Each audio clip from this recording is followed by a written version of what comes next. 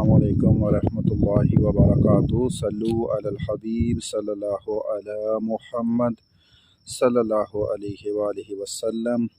रात के यूनान में 11:50 हुए हैं और पाकिस्तान में 2 घंटे का फ़र्क है।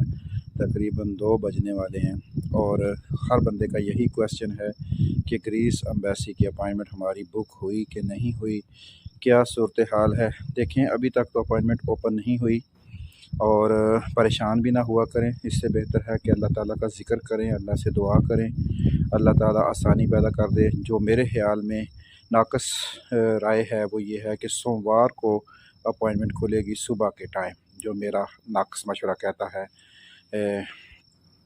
उसके इतवार में खुलने के चांसेस बहुत कम हैं।